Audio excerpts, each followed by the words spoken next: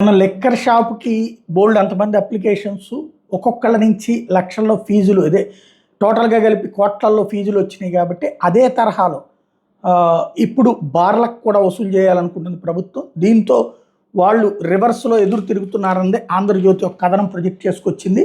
ప్రస్తుతం కొత్తగా తీసుకురాబోతున్న bar policy సజావుగా సాగుతుందన్న సందేహాలు వ్యక్తమవుతున్నాయి. కొత్త పాలసీపై రాష్ట్ర వ్యాప్తంగా మద్యం వ్యాపారుల వ్యతిరేకత పెరుగుతోంది.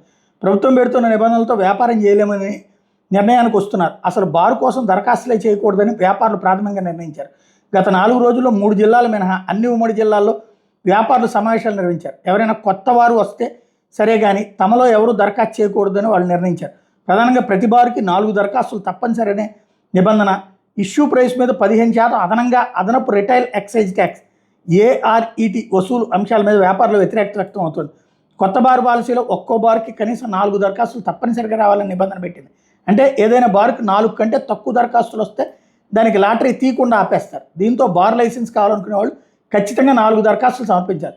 ఒక్కో దరఖాస్తుకి 5 లక్షల రుసుము. అయితే లైసెన్స్ వచ్చినా రాకపోయినా దరఖాస్తు రుసుము తిరిగి ఇవ్వరు. దీంతో లైసెన్స్ కావాలనుకునే వాళ్ళు వేరు పేర్లతో 20 లక్షలు వెచ్చించి దరఖాస్తులు సమర్పించాలి. మరోవైపు గత ప్రభుత్వం బార్లకు ఇచ్చే మద్యం మీద అదనంగా విధించిన ఏఆర్ఈటీని ఈ ప్రభుత్వం కొనసాగిస్తుంది. సాధారణంగా మద్యం షాపులకు ఇష్యూ ప్రైస్పై మద్యం సరఫరా చేస్తారు. అంటే ఎంఆర్పీలో లైసెన్సీకి ఇచ్చే మార్జిన్ మినహాయించుకుని మద్యం ఇస్తారు. ఉదాహరణకు ఒక సీసా ఎంఆర్పీ 100 రూపాయలు అయితే షాపులకి 86 రూపాయలకే సరఫరా చేస్తారు. 14 రూపాయలు షాపులకి దక్కుతుంది. కానీ గత వైసీపీ ప్రభుత్వం బార్లకు ఇచ్చే మద్యానికి ఇష్యూ ప్రైస్పై అదనంగా ఏఆర్ఈటీని విధించింది. అప్పట్లో రాజకీయ కారణాల నేపథ్యంలో విధించిన ఈ ఏఆర్ఈటీని ఈ ప్రభుత్వం కూడా తొలగించలేదు.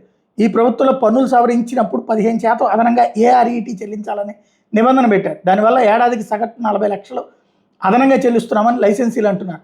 దాన్ని తొలగించాలని కోరారు. ఏఆర్ఈటీని తొలగిస్తే ఏడాదికి 240 కోట్ల ఆదాయం తగ్గుతుందని ప్రభుత్వం అంచనా వేసింది. ఈ నిర్ణయాలతో పాటు మరోవైపు లైసెన్స్ ఫీజులను భారీగా పెంచింది. 2022లో ఇచ్చిన పాలసీలో గరిష్ట ఫీజు 50 లక్షలు అయితే ఇప్పుడు 75 లక్షలు చేశారు. అప్పట్లో వేలం పద్ధతిలో నిర్వహించగా ఇప్పుడు లాటరీ ద్వారా కేటాయించబోతున్నారు. అప్పట్లో వేలం నిర్వహించిన 10% బార్లకు మినహా ఎవరూ కనీస ధరకు దాటి పాడలేదు.